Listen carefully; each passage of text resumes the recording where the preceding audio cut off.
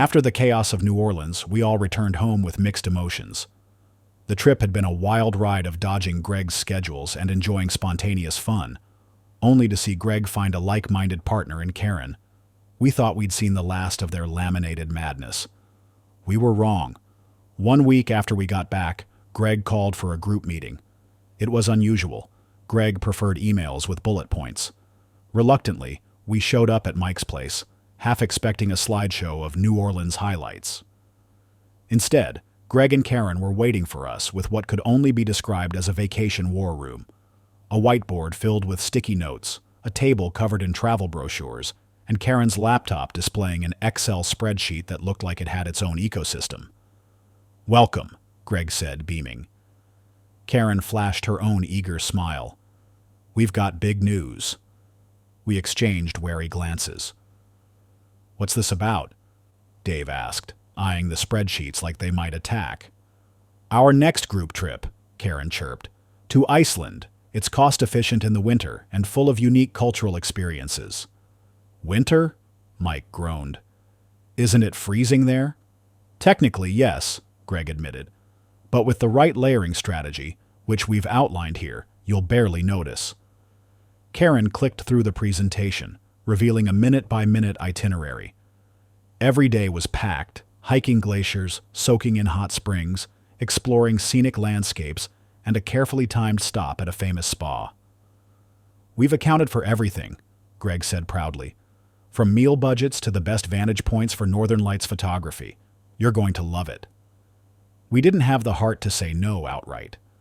Iceland sounded cool, pun intended, but the idea of being under Greg and Karen's constant watch made us cringe. As we half-heartedly agreed, Dave leaned over and whispered, "We're going to need a counterplan." Fast forward to Reykjavik. We landed in the dark morning hours, greeted by icy air and Greg's cheery command to stick to the schedule. Our counterplan kicked off immediately. "Oh no," Mike said at the car rental counter. "I think I lost the itinerary." Greg's face froze in horror. "What do you mean you lost it?" "Must have left it on the plane," Mike said, shrugging. "Guess we'll have to wing it." "Wing it," Karen repeated, looking as if he'd suggested swimming in a glacier without a wetsuit. "Not to worry," Dave said with exaggerated cheer, pulling out a wrinkled backup copy of the itinerary that he had miraculously found moments later. But there was a twist. "Greg, this says we're supposed to walk to the hotel. It's only 3 kilometers. "It's -5 degrees Celsius, Greg protested. "We're supposed to drive." "Not according to the schedule," Dave said, holding up the paper like gospel. "Says we're walking." Reluctantly, Greg and Karen trudged along, their breath fogging in the frigid air as we navigated icy sidewalks. Karen checked her phone, muttering, "This was not how this was supposed to go." At the national park, Greg instructed us to stick together as we hiked to the viewpoint. So naturally we did, marching single file at a glacial pace, taking frequent unnecessary photo stops to admire the natural beauty.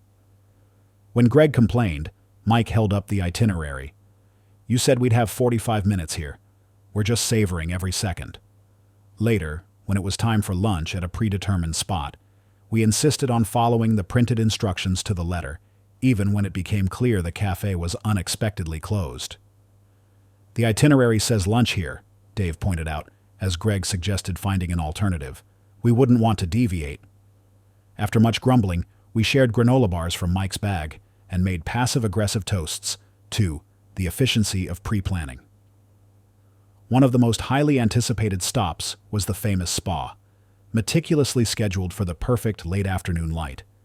When we arrived, Dave announced he had accidentally booked tickets for the wrong time, an hour earlier than planned. "But that ruins the whole timing for sunset photos," Karen cried. "Exactly," Dave said, feigning shock. "We'd hate to waste those tickets, though. Guess we'll just have to go now." Inside the spa, we spent most of the time floating in random directions, deliberately steering away from the spots Greg and Karen had scouted in their research. At one point, we convinced Greg to try the silica mud mask. When he emerged, covered in thick white goo, we all burst into laughter, and Karen joined in. We also made sure to insist on a snowmobiling excursion with a dubious weather forecast. "You said this was the adventure trip, right?" Mike goaded. The wind was ferocious, rendering Greg's laminated map completely useless. Mid-ride, we pretended to lose our sense of direction and led the group in a huge circle. By the time we made it back, Greg was frostbitten and Karen was doubled over laughing. But then, something strange happened. The more we leaned into our creative sabotage, the more Greg and Karen began to adapt. When our accidental detour caused us to miss a glacier hike, they found an offbeat geothermal pool instead. Karen joked, "Who needs a schedule when you've got hot water and good friends?" On our final night, a storm rolled in, grounding all flights and stranding us at a tiny airport hotel. There was no plan, no schedule, just a single deck of cards and a bottle of duty-free schnapps. We spent the night laughing over shared mishaps.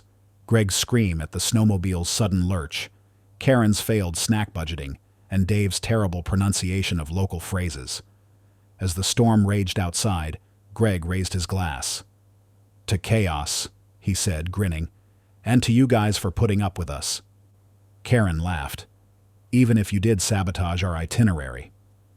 "Hey, sabotage is a strong word," Dave replied. "We prefer malicious compliance."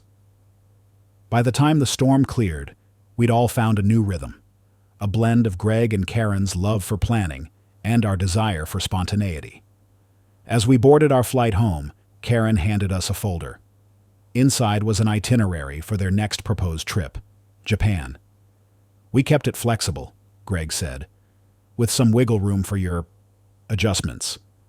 "Deal," Mike said, grinning, and for the first time we actually meant it.